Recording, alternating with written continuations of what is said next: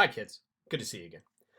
Today we're going to start our last topic of medieval Japan. Next week is spring break. You don't got to worry about much, kiddos. So let's finish out strong. Today's topic, cultural influences on Japan. Now, I'm sure that you guys know that Japan did not just simply come into existence without influence from other places. Now, Japan's an island, as you guys already know, but to a certain extent, Japanese culture is a product of its continued interaction with other cultures. Now, we'll be talking about what other cultures specifically as we go along, but today, CHQ, to what extent is Japan's golden age a result of its interaction with other places? Can we actually look at Japan and say, yeah, you're super unique, or not so much? Now, to start us off, I wanted to show you guys this little video. It's a great video, and what it is going to show you is a very specific product that has been adopted from Japan by the Chinese. Now, I'm sure that a lot of you kids will know exactly what I'm talking about within the first 2 seconds of this video. So look at the name of this product that China has adopted from Japan. Fighting evil by moonlight, winning love by daylight. Sailor Moon may have ruled North American airwaves more than 2 decades ago. But now, thanks to China, Japanese anime sales are booming. Overseas sales of the genre rose 79% last year to $288 million, with about half of that increase coming from Chinese buyers.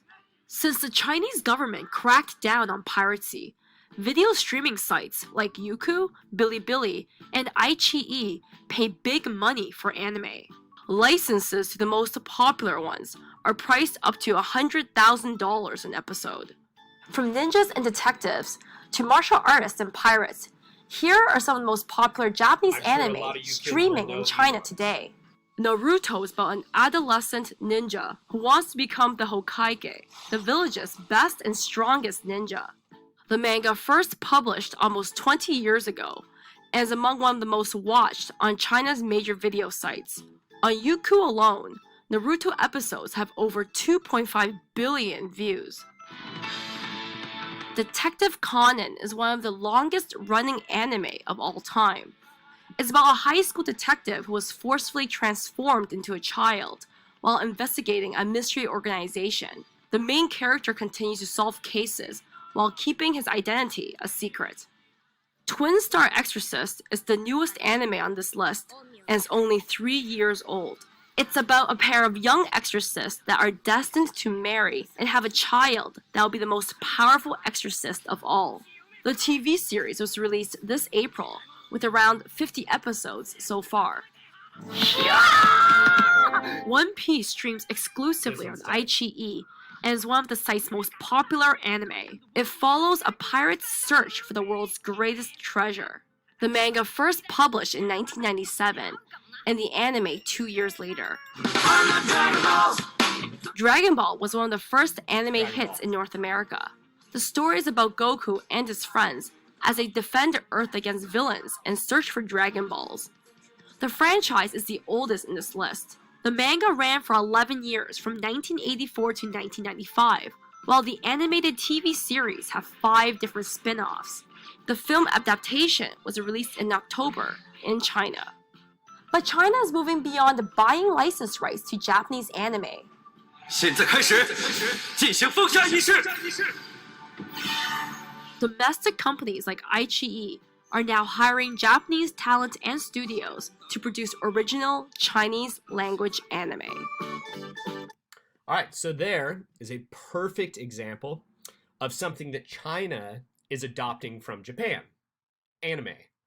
Now, the relationship between China, Korea, and Japan has extended way deep into history. Now remember, Korea was technically speaking part of China up until Emperor Yangdi lost it, and Korea became its own country. So these 3 countries have a very deep relationship with one another. Now, I'm going to explain the significance of this place. It's right here in the center. It's called the East China Sea. Now, lying right in the middle of these countries is this sea here. So you have China on the west, Korea in the north, and Japan in the east. Now, this East China Sea serves as both a connector and a divider of these civilizations. Obviously, Japan, being an island, could easily isolate from both Korea and China because if people from either China or Korea wanted to go to Japan, the only way that they could get there, especially in the medieval times, was hopping on a boat.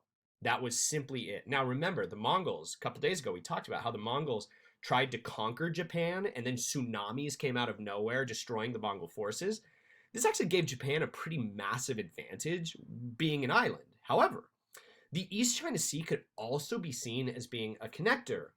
Now, if you want to trade and you're Japanese and you want to trade with Korea or China, what you simply do is you put somebody in a boat, you sail the short distance to Korea or a little bit longer distance to China, and you are able to be connected to both of these places. So living on an island is good because you can defend yourself simply, but it's also kind of good because it's really not all that hard to connect with both Korea and China. So today, what you guys are going to be looking at is how did both China specifically, but also to an extent Korea and a place called India, how did they have a massive, massive impact on the culture of Japan? So today you're going to be focusing on the first 3 ways.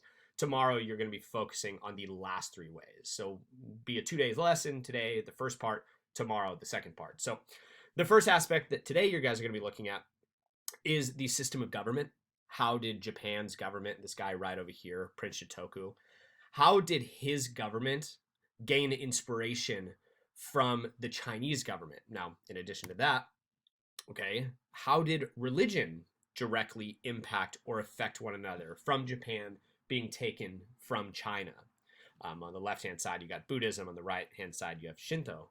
And then the last area of cultural mixing here that you guys are going to be looking at today is city designs. If you go to China today and then you go straight to Japan, you'll notice that even their cities look relatively familiar. So kiddos, enjoy today. I'll see you again tomorrow. I'll explain everything tomorrow, but good luck. It should be pretty simple and pretty easy.